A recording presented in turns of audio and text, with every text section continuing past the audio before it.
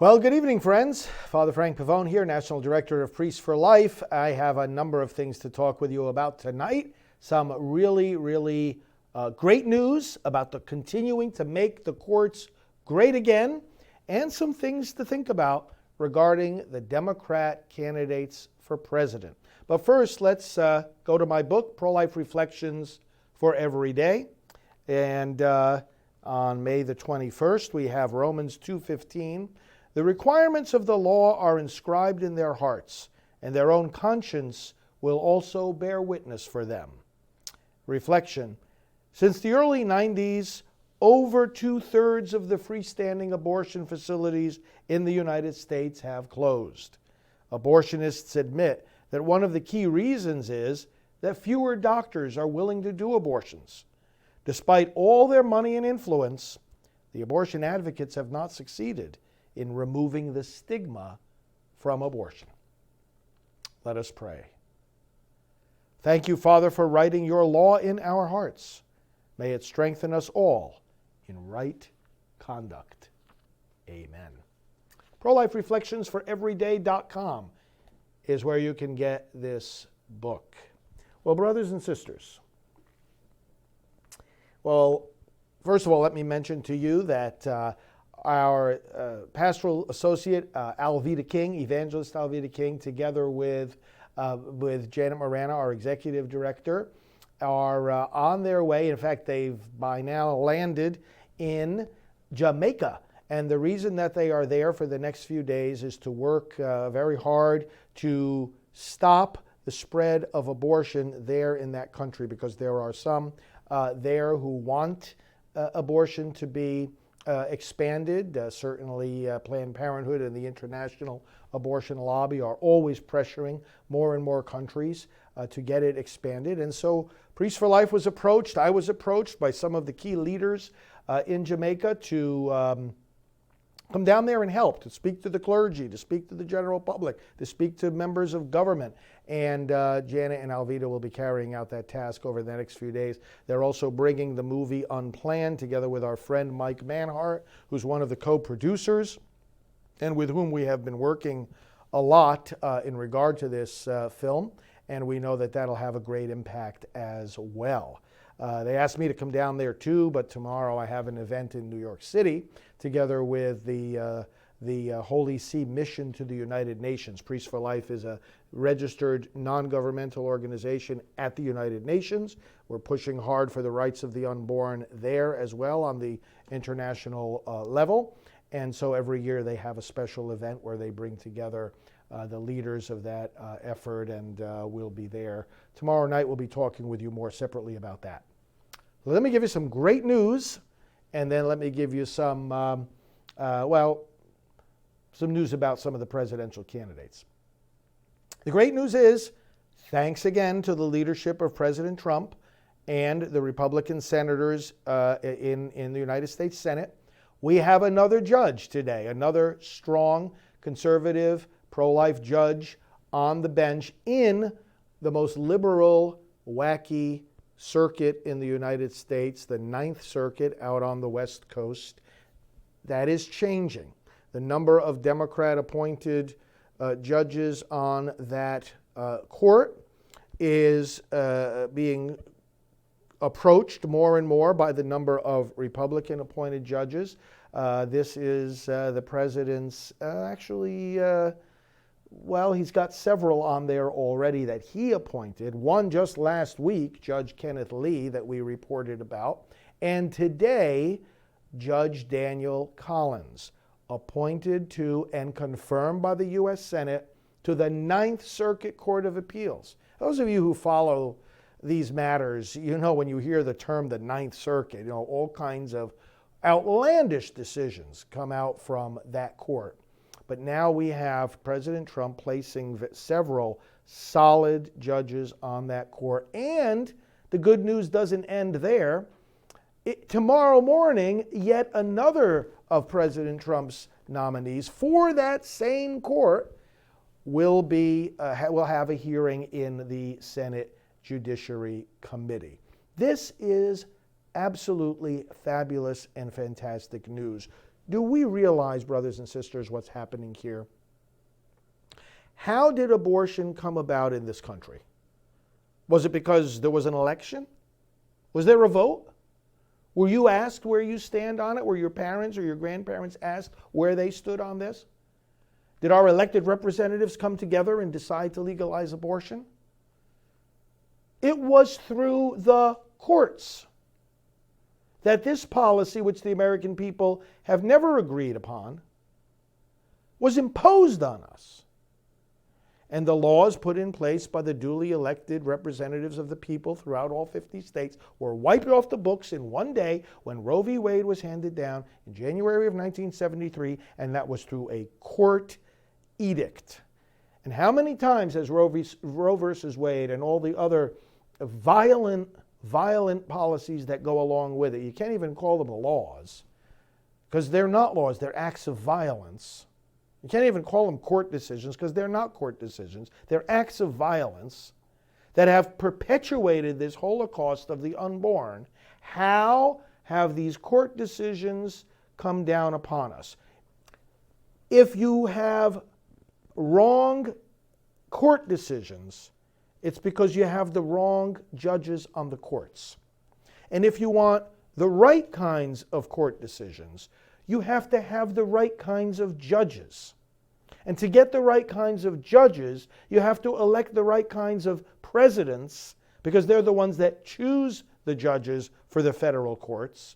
And if you want the good judges that good presidents choose for the federal courts, you've got to elect the right senators who are going to confirm those judges and who are going, furthermore, to stand firm against the tactics of the other side, who do not want any of these good, solid, conservative, pro-life judges to be on the courts.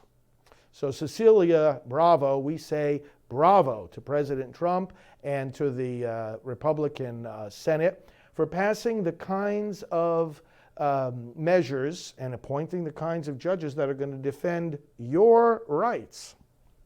Your rights. They're going to defend your rights, brothers and sisters. The Democrats are going to take them away. They're going to crush them. They're going to ban them. They're going to bury them. But we've got something fantastic going on here. Because I need you to understand, this, first of all, is the 108th judge that President Trump has placed on the federal courts. The 108th. He's got two fantastic Supreme Court justices. This today was the 41st of the circuit court judges that he has placed. That's the level right below the Supreme Court.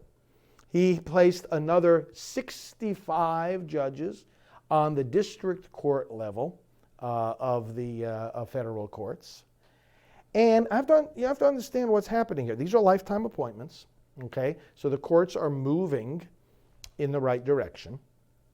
But there's a reason why the effort to put these judges on the courts is so successful. And it's not only because of the kinds of people the president is choosing, it's also because of the courage of the Republican leaders in the Senate. Senator Mitch McConnell from Kentucky is leading the majority in the Senate, and he has taken a very, very strong stand and made the confirmation of judges a very top priority for this Senate. But also in the Judiciary Committee in the last Congress, headed up by Republican Senator Charles Grassley, and in this one by Republican Senator Lindsey Graham, they have taken courageous steps to make sure that the Democrats are not unduly delaying or sabotaging these nominations. And one of the ways that they are doing this is by looking at the qualifications of the judge and not putting up with partisan political tactics and tricks. Now, one of the things that has been a tradition in the Senate is that when a judge is considered by the Judiciary Committee, and that committee has to take the first look, if you will, at the judge after, of course, the president has done so and has nominated him or her, the senators from the home state, where the judge is going to be, where the court is going to be to which the judge is being placed, have the opportunity to express their approval or disapproval. And this has been called the tradition of the blue slip. In other words, in this case, we're talking about California, okay? This judge today, Daniel Collins, serving in California, he'll be appointed, he is now seated as of today on the Ninth Circuit Court of Appeals. So the two senators from California can weigh in a particular way and say either yay or nay. And if they approve, if they don't have any objection as the home state senators, they issue what's called a blue slip, and they say, okay, it's all right with us. Now, remember, the judges get confirmed by a majority vote. First, the majority of the committee itself, the Judiciary Committee, and then it goes to the whole Senate for a vote. That was held today, and the Senate has to approve these judges also by a majority. So no one particular senator or another has a veto power, but under certain well, I shouldn't say under certain cases, really up until now, the practice has been that if the home state senator doesn't give the blue slip, that nomination doesn't go anywhere, especially if both of them don't give the blue slip.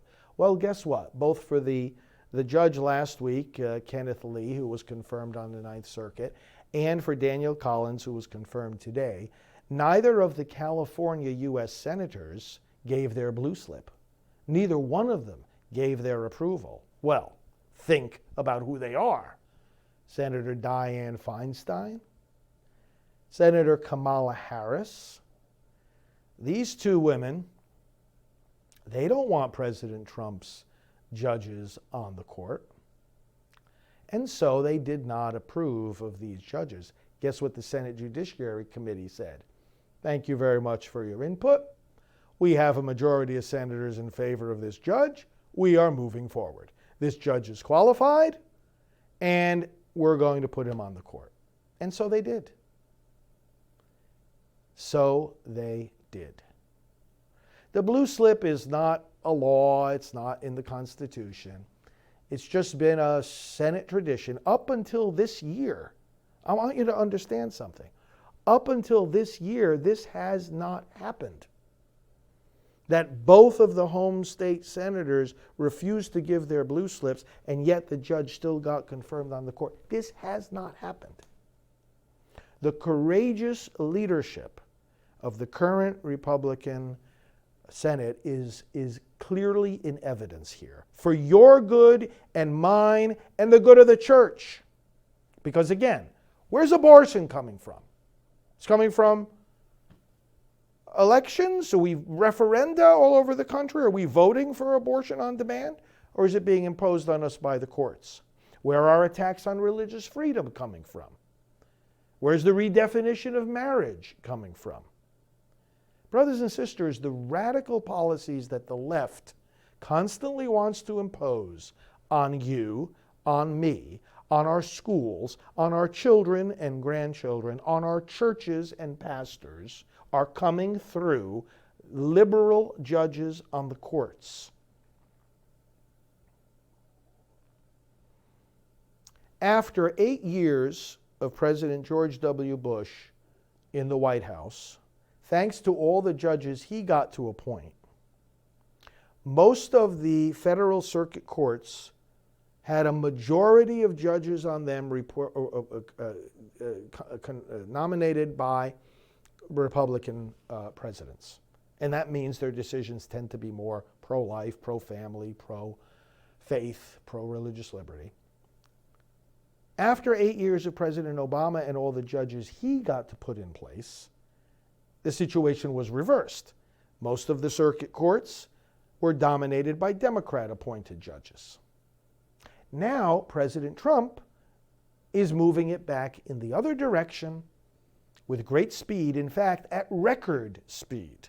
Despite all the delays and obstruction tactics of the Democrats, he has managed to place, again, as of today, 108 judges on the federal courts. He's already flipped the Third Circuit from a dominance of Democrat-appointed judges to dominance of Republican-appointed judges, and he's not slowing down, and neither is the Republican Senate.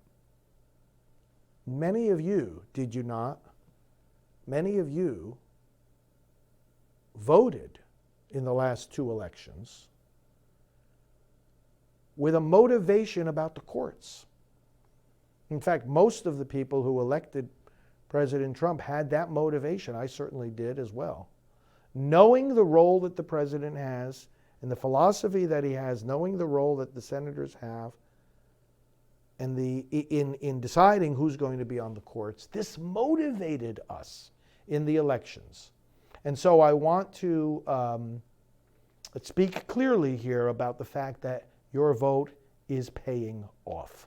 It is paying off in a very big way. We should rejoice in that. We're going to continue to keep you informed of the progress on the federal courts, and you should reach out and thank your senators. And, ask them. Contact your senators, ask them if they're voting for the president's well-qualified nominees for the court. Ask them and thank them for doing so, if in fact they are. Well, let's turn to something else here, and this was in the title of my broadcast here tonight. Joe Biden. My, oh my. Let me ask a question here. How in the world can anyone in this country even think for a moment? Now, I want you all to mark my words and listen to them very carefully here. How can anyone in this country for 1 minute even consider voting for a party, voting for a group of people who have made it crystal clear that they are avid supporters of a Holocaust that is going on right now? I want to know the answer to that question, because you know what? Nobody has been able to give an answer to that question. And I think we've got a situation here in this country where a lot of Democrats are in power simply because nobody is even asking this question. This has absolutely got to stop. How can we even consider, you know what's really crazy, what's going on right now, is that you've got some 24 men and women in the Democrat presidential race, 24 men and women contending for the nomination of their party to be president. And people are actually arguing back and forth about one being better than the other. We're taking polls about who's more favored, this one, that one, the other one.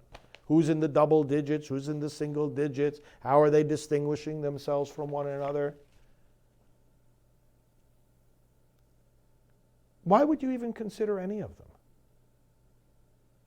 when each and every one of them is avidly supporting a Holocaust? Don't come to me and talk about their ideas about health care, their ideas about education, their ideas about immigration. Don't even start talking about these things, brothers and sisters. They're coming to you and they're saying they're in favor of killing babies and having you and me pay for it. Have we lost our minds? Have we lost our souls? That we even think for 1 minute of supporting any of these people? See, this is the strange thing about this. We can get distracted by all the new people coming for, hey, I'm going to throw my hat into the ring. Oh, I'm going to run for president too. And this senator over here, and this governor over there, and this mayor over here, and this who knows who he is, nobody over here. But why are we even wasting time considering any of them? This is a party, the Democrat Party, that has staked its claim solidly on the ground of abortion on demand. Now don't start telling me, oh my goodness, this is just one issue, this is just one issue. What in the world are we talking about? This is just one issue. The killing of babies? Oh, I'm in favor of chopping little babies apart, but don't worry about that. I have a great health care plan. Think about what we're saying. Oh, I'm in favor of letting babies die on a table after they're born. I'm not interested in having them protected by the law. But oh, don't worry about that. Don't get distracted about that. That's just one issue. Listen to my education plan. Have we lost our minds? Have we lost our minds? I'm asking you. What is the explanation for this? I'm serious. What is... Can someone give me the explanation? How is it that we're at a time right now where we're actually even giving a half a moment's consideration that someone might be president of this country who can't even muster the conscience, can't even muster the insight that to kill a baby is barbaric. It's a lack of human conscience. It's a total lack of human decency. And still people are going to even consider this? There is something about this, my friends, that should make us, we should be pulling our hair out, shouting from the rooftops. This is absolute insanity. Absolute insanity. Well, Joe Biden comes along, and the other day, didn't get much attention, but today it came out on a video. I'm going to play this video for you, where, surprise, surprise, he moved to the left. He contradicted 40 years of his position about, he's Democrat, so he's in line with the party platform about being pro-abortion. But, for a long time he was saying, well, yeah, it's one thing if somebody is allowed to have an abortion, but that doesn't mean I or you need to pay for it. Well, now he says you and I should be paying for it. See, the Democrat Party platform has gotten more and more extreme on the question of abortion and on a lot of other questions. And in the 2016 version of the platform, they added a line that they are against the Hyde Amendment. Now, I knew Congressman Henry Hyde. And shortly after Roe v. Wade, which came down in 1973, legalizing abortion, a lot of the debates that immediately ensued were the debates in regard to the funding of abortion. It's one thing it's one question to say, should the state legalize abortion? And Roe v. Wade answered that question. So right away then the question comes up, well then, should the state pay for what it just legalized? And the courts have consistently said, no, the state doesn't have to pay for what it legalizes. There's no obligation on the part of the federal government or the state government to pay for abortion. And in fact, thanks to Henry Hyde, what was introduced into the law was the Hyde Amendment. Now that protects a lot of federal money from paying for abortion. And it is estimated that it has saved over 2 million lives. This particular policy has saved over 2 million lives by protecting our taxpayer dollars from going to the killing of babies. The killing of babies, brothers and sisters. The killing of babies. The Democrat Party platform officially says we need to do away with the Hyde Amendment. In other words, let your tax dollars and mine pay for other people's abortions. And isn't this ironic? Because the pro-abortion people, and many of those that are running for president, will say, oh, well, hey, if you don't like abortion, don't have one. But you got to pay for it. They have such an offensive, disgusting, self-contradictory position that it isn't funny. Oh, if you don't like abortion, don't have one. Let the rest of us make our own choices. So you're going to make your own choices. Pay your own bills. But no, their position is, hey, if you don't like abortion, don't have one, and you can speak out about it, and you can even try to persuade others against it, and you can even vote against it, and you can even fight against it, but you have to pay for it in the meantime. Joe Biden, give me a break. Honestly, you're so disgusting with this kind of position. You and your entire party platform, do away with the Hyde Amendment. You know, people hear this, do away with the Hyde Amendment. Most people don't know what that means. Well, I'm telling you what it means very clearly. That you and I would be paying for somebody else to kill their child. And they all believe this. The whole Democrat Party is based on this.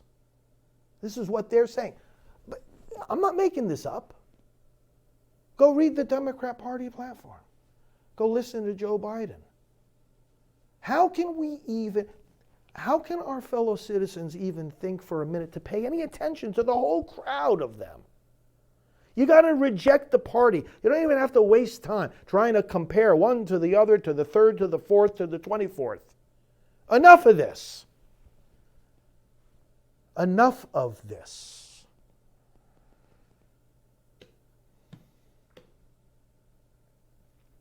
And as one of our good viewers is reminding us right now, this guy even claims to be a Catholic.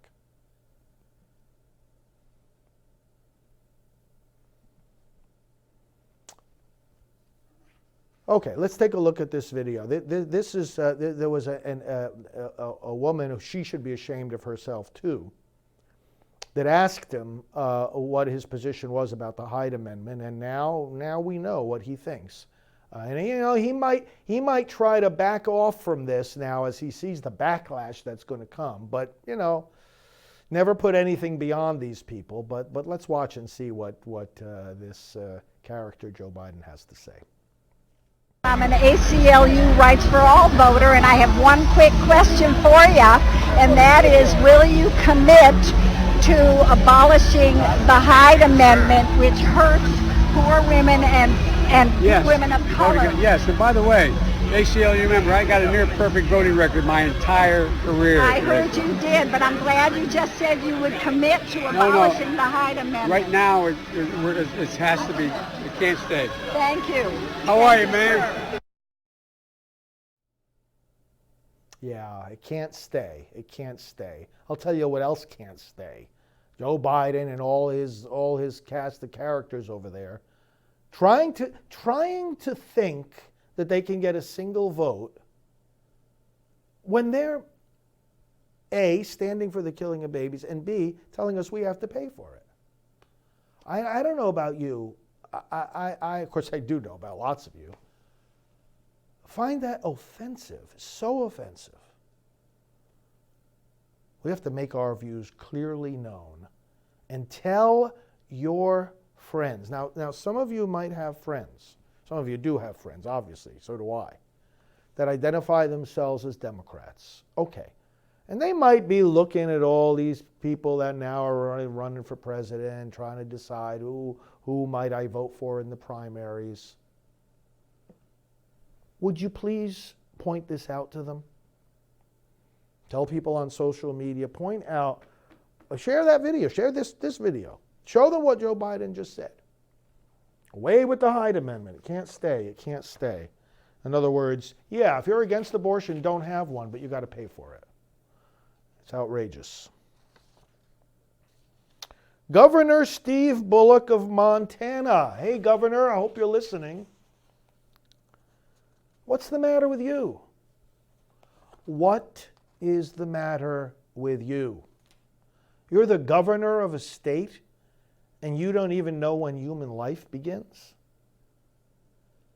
Friends, you know, this isn't funny.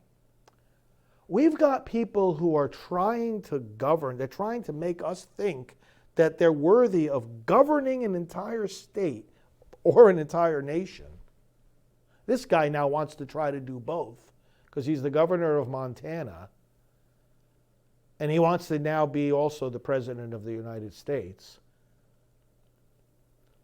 And he can't recognize his right hand from his left because he doesn't know what an 8th grade biology student knows. That human life begins at the beginning. It begins at the fertilization when a unique human being starts to exist. But no. This is not a decision he can make. He embraces this ridiculous argument. It doesn't even merit the name argument, because it's not based on anything reasonable, that the answer to the whole abortion question is, well, the Supreme Court decided that, it's not up to me to decide. If it's not up to you to decide who lives and who dies, how in the world is it up to the Supreme Court to decide that? You see, what you're going to see, I'm going to show you a clip from this guy too. What you're going to see is a classic dodge that these politicians make. And what it is to absolve themselves of responsibility because the court decided already. No. You don't get to sit out the most fundamental moral issue of our day simply because the court made a decision. You don't get to pass on what is the most important question for any public official, and that is, will I serve the public or will I kill the public? You don't get to pass on whether or not it's okay for a government to authorize the killing of a baby. Now, if people don't want to be guilty of saying that the government is killing babies, well, again, it's a convenient dodge to just write off the babies and say they're not babies at all, they're not human lives at all. Now, children are being killed in the womb by abortion in this country throughout pregnancy and even after being born alive. So the question of viability, when a baby can survive outside the womb, isn't even at issue here in terms of the commitment that every public official needs to have to protect those babies, because they're being killed before and after viability.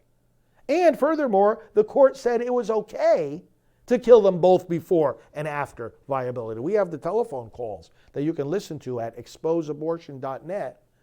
Exposeabortion.net, we made calls into abortion facilities around the country. Mothers saying that they were 32 weeks pregnant, carrying a healthy baby, and that they were healthy, and the abortion facility said, come on in a few days and we'll give you the abortion for $25,000. So this is happening well beyond viability. Now, viability is a moving target.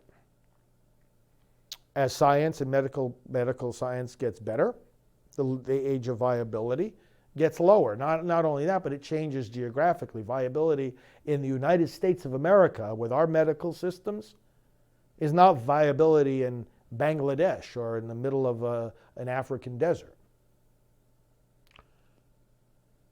We've had doctors here on this program who have explained to us how babies are surviving more and more at 23 weeks, 22 weeks, even 21 weeks.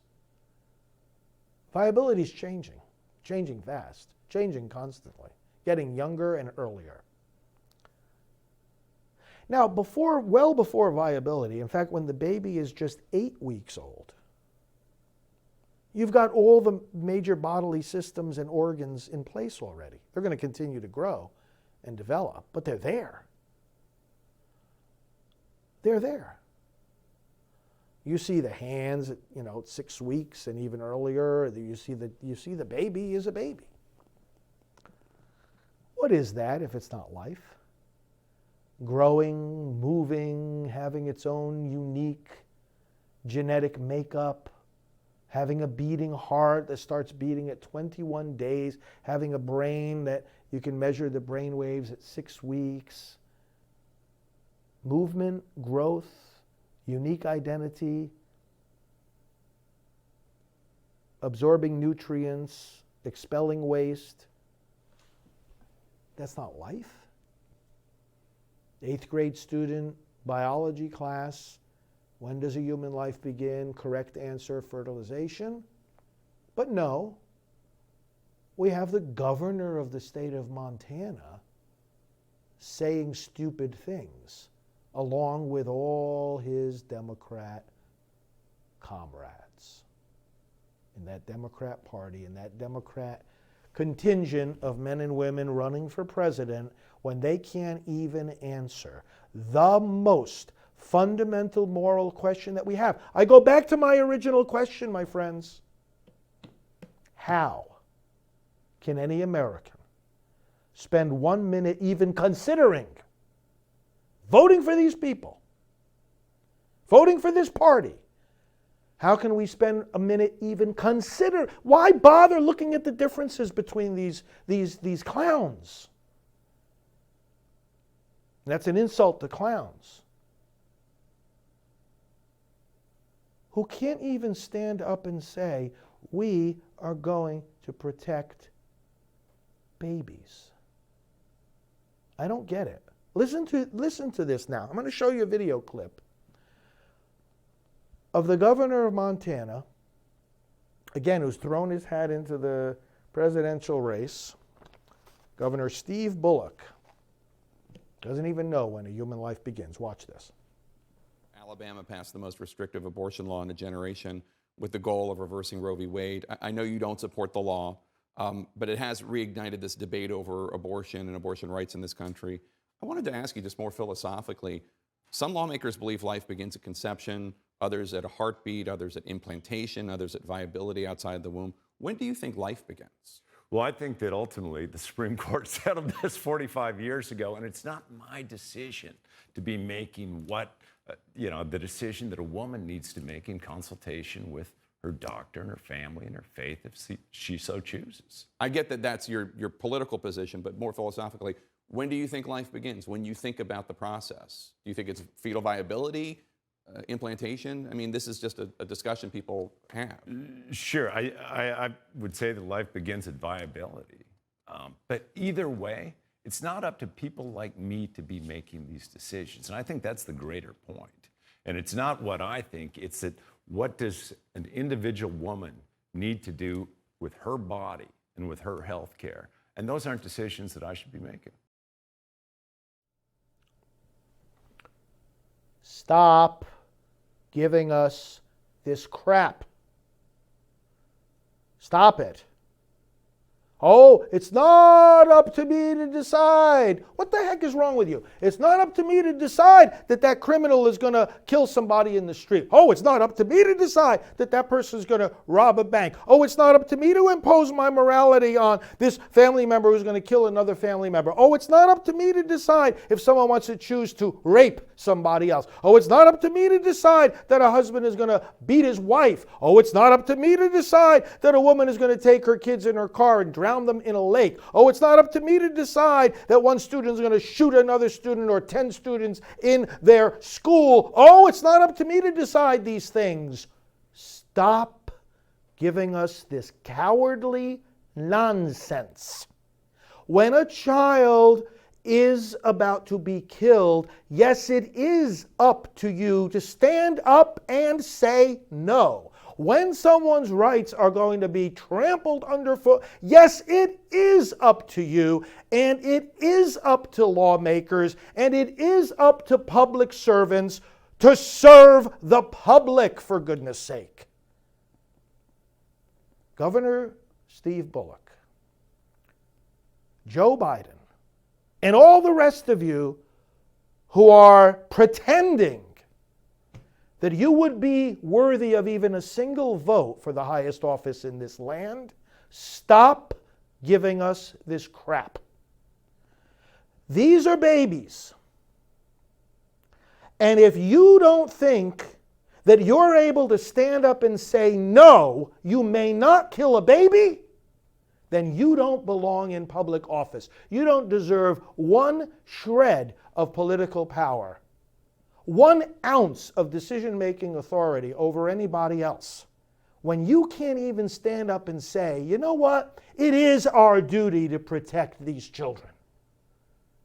I don't know about you, brothers and sisters, but it seems to me that each day my outrage just grows and grows and intensifies over what's going on around us. And you know what?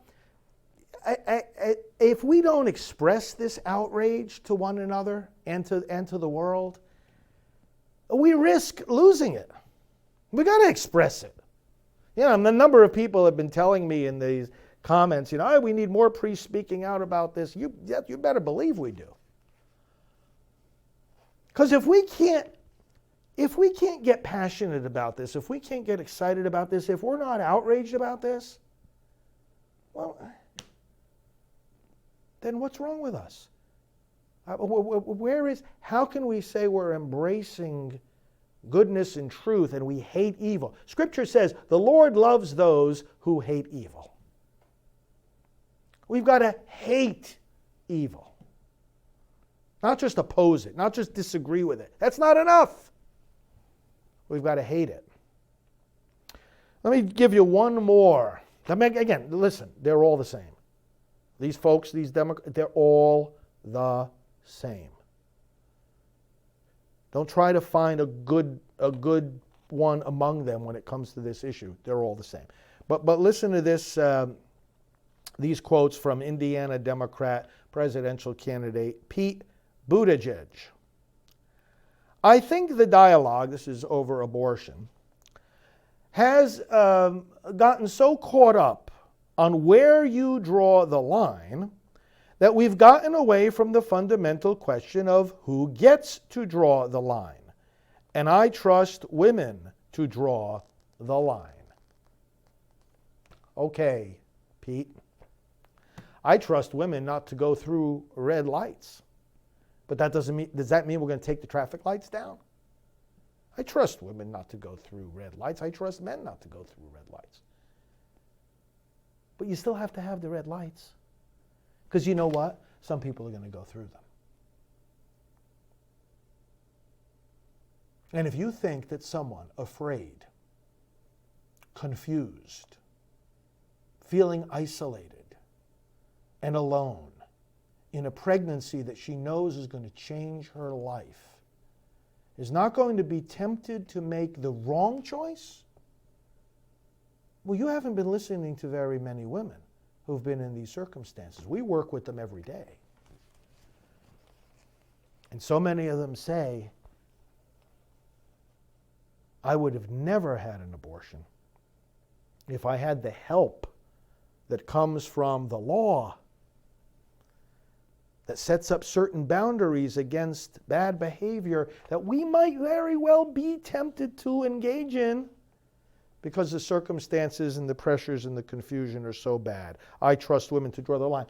Yeah, this business about trusting women, again, as an excuse to throw away our responsibility to protect babies, makes no sense. And to deny their responsibility to protect babies. They don't get to draw the line between whether killing a baby is right or wrong. Nobody draws that line. It's wrong, period. Always and everywhere and in every circumstance and for any reason. You don't draw any lines between which innocent, vulnerable people you're going to kill versus protect. You don't get to draw that line. You see, on the one hand, he's saying, "Oh, I don't get to draw the line, and therefore I'm going to allow abortion." No, you got it wrong, Pete and all your friends. You don't get to draw the line, and therefore you cannot permit abortion. They've got it backwards. They've got it backwards. The fact that we can't draw the line between life and death means that we must protect life, not that we must allow others to take it. Then he goes ahead, this Pete Buttigieg, and gives another quote. Let me read this one. The bottom line is, I was talking here about late-term abortions. The bottom line is, as horrible as that choice is, that woman, that family may seek spiritual guidance. They may seek medical guidance. But that decision's not going to be made any better medically or morally, because the government is dictating how that decision should be made. Oh, aren't you sounding all nice and technical and formal here? What a joke this is. Let's just translate this into a different situation. A child was just born. And nobody knew during the pregnancy that this child had serious deformities. And now you just find out when the child is born. Oh, and you're heartbroken, and oh, it's tragic and it's terrible. So you decide to kill the baby right there and then. Right there and then. So let's see what Pete in his wisdom said. The bottom line is, as horrible as that choice is, that woman, that family may seek spiritual guidance. They may seek medical guidance. But that decision is not going to be made any better medically or morally because the government is dictating how that decision should be made. What are you talking about? The government is dictating that the newborn shouldn't be thrown in the garbage can, suffocated, head chopped off? What about a 2-year-old that's creating an immense amount of distress in a family? The mother's at her wit's end. She's going to have a nervous breakdown. As horrible as the decision may be, I'm going to seek my spiritual guidance. False prophets. There are false prophets out there. Clergy, dressed like me, who are giving advice that sometimes it's okay to kill a baby, and you think just because they're dressed like me that's the right advice? And, oh, this is horrible. Oh, but we can't let the government dictate that you can't kill the 2-year-old. Can't let the government dictate. Well, how do I know what's going through the heart and mind of the bank robber? The government going to dictate what he can and cannot do? What about the terrorist who consults their spiritual guide about killing innocent people? The terrorist.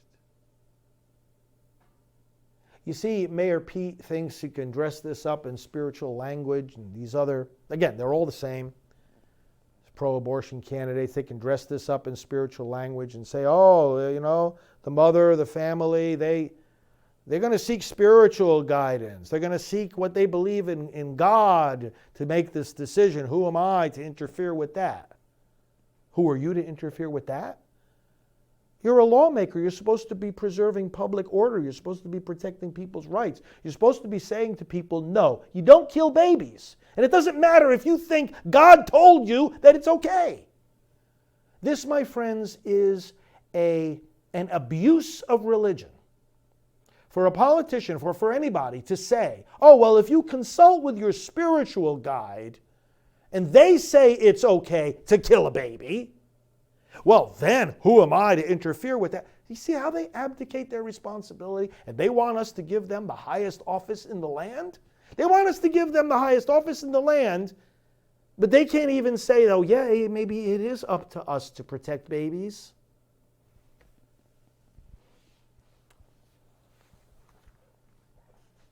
Well, it's going to take me longer to fall asleep tonight than I thought. And I hope the same is true with you. Not that I want to deprive you of sleep. But I do want you to get fired up. I want you to get angry. I want you to see the absurdity that is around us, my friends. I want you to be hot about this, on fire about this. I want you to be passionate about this. I want you to be shouting this from the rooftops. We have to. We have to do it now. Would you do me a favor? ProLifeVote.com. We have set up that website to help you help us win this election, the 2020 election, for pro-life candidates. You know, because pro-life candidates are the only kind of candidates that we should be electing. Because if you're not pro-life, you're pro-death. You're pro-death. Yes, indeed. ProLifeVote.com will give you all kinds of helpful information, and it'll also give you the chance to sign up to help us with this election. ProLifeVote.com also has a little volunteer button where you can tell us what you could do, because we'll have things for you to do. Information to spread to in your community, things to do online, things to do in your churches. And the little volunteer button, you can actually get to it directly with this next website I'm going to give you, ProLifeVolunteer.com. ProLifeVolunteer.com brings you to a form. It's got a good number of questions on it that will help me to know that you're on board, that you can help us in this election, inform voters, motivate and mobilize voters. We need to win elections for pro-life candidates. And I'm going to say it very clearly, we need to get these Democrats who, for one reason or another, are so in favor of baby killing and of you and me paying for it. Believe me, that outweighs everything else. Of course it does. I mean, you really going to have somebody come along and say, yeah, I think it's okay to kill a baby. Well, don't worry about that. Let me talk to you about education and health. Education and health care for whom? They've got to be alive, right? To enjoy your great education plan, your great health care plan. Don't they have to kind of be alive first? Well, God bless you, friends. Thanks for listening to me. Thanks for being with me. Thanks for sharing the passions. Thanks for spreading the word. Thanks for sharing these videos. Thanks for all that you do. Let's do it together. Let's do more. Let's get this election started right now. Oh, Pip, you know, you got to be kidding me. After I'm in a mood like this, you're going to say something like this to me. Pip Salter, hey, why don't you send me a little bit more information here so that I can maybe I can do what I just did with those Democrat candidates and Pip Salter. You want me to read what this person is saying? You want to really laugh before you go to bed tonight? OMG, Pip says, I can't believe. Oh, now that it went down a little bit on the screen. Can't believe a priest who would screw his own kids gets to have a say in this. Oh, we get to have a say in this. First of all,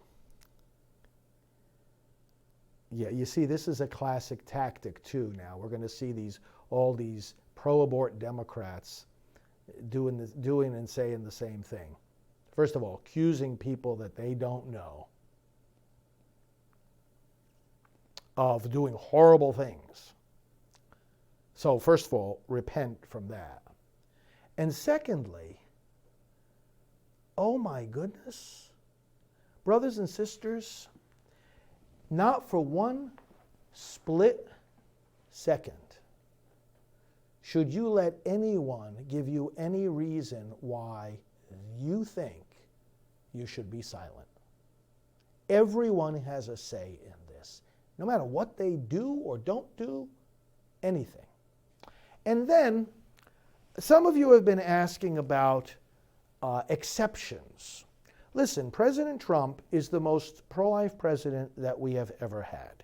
He has done more and will continue to do more to advance this cause than any president that we've ever had. Now, you have to understand, on a moral level, every abortion is wrong and every child must be protected. There's no exceptions. Every life must be protected. And you know who said that? The president.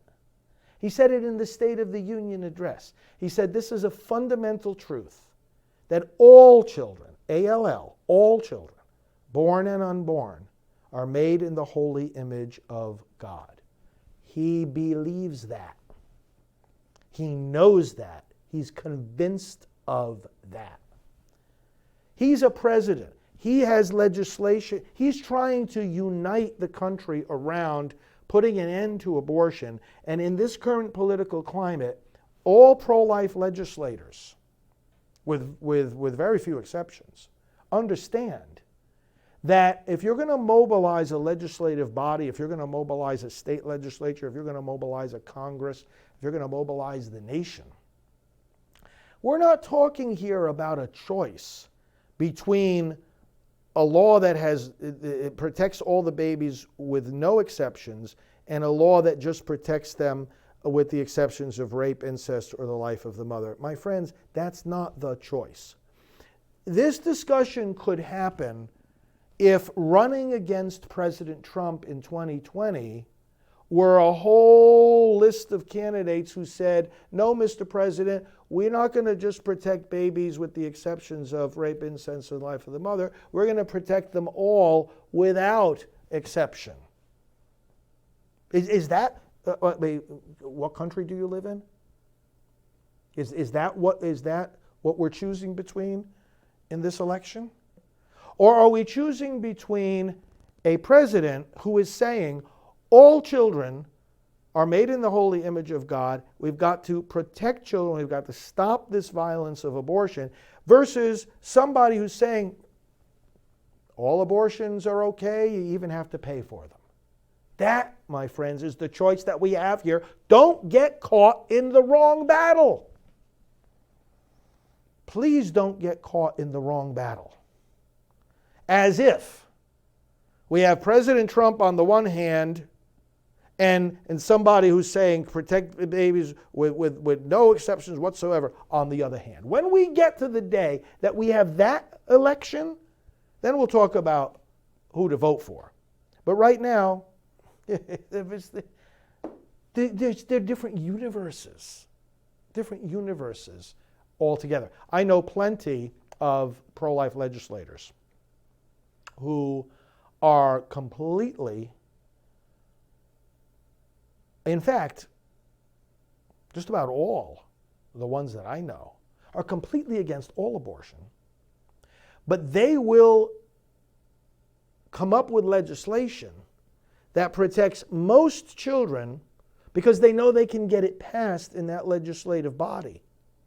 They know they can get it passed, as opposed to not getting any of the babies protected because their colleagues cannot vote for a bill that prohibits all abortion. That's why you don't see these kind of bills being passed in the Congress or in most of the states. Now, we have some of the states that are rising up now and saying, look, we don't need any of these exceptions. But a legislator has to know how to count. And you've got to be able, if you have a bill that's going to protect most children, you've got to be able to know how to pass the bill that is going to give the maximum protection instead of aiming higher than that and end up getting nothing. You've got to be smart with the approach that you take. And the president is trying to be smart about uniting all of us around the fact that we have got to end this as fast as we can. We have got to protect as many as we can starting right now, right here and now, and he's calling on the Congress to take the action that's necessary. So please do keep that in mind, brothers and sisters. And okay. Thank you for sticking with me for so long tonight. Yes, a priest, seriously. And this priest is going to give you his blessing. May the Lord bless and protect you. May he strengthen and uphold you. May he answer all your prayers and make you strong witnesses and advocates for life, in the name of the Father, and of the Son, and of the Holy Spirit. Amen. We have only just begun. And if you like what I said tonight, you're going to love what I'm going to say tomorrow. So tune in. Keep connected with us. We'll be on again at 9 o'clock tomorrow morning. Go to prolifegift.org to support us. Some of you said you're going to send us a donation tonight. Be a good idea for everybody to do that. And we're going to listen now as we conclude to somebody else who's going to ask you to support us and to support our work. So thanks for watching. Father Frank Pavone here of Priests for Life. Hello. I'm Evangelist Alveda King. Day by day, my work with Priest for Life and Father Frank Pavone provides me with many opportunities to speak up for the unborn, whether on television and radio or in conferences with pastors or with government leaders. In order to accomplish all this work, we rely on the donations of individuals like you who believe in this cause and want to help us save lives. May I ask you to support us generously? Go today to prolifegift.org and give as generous a gift as you can. I appreciate it personally and will pray for you each day. But you know what? When you and I take up this call and we talk about abortion, if we speak about it in church, we're told we're too political. If we speak about it in the political arena, we're told we're too religious. If we speak about it in the world of the media, it's too disturbing. In the world of business, it's too distracting. In the world of education, it's too controversial. In the streets, it's too disruptive. So abortion, if abortion is wrong, where do we go to say so? We go into the churches, we go into politics, into the media, into business, into education.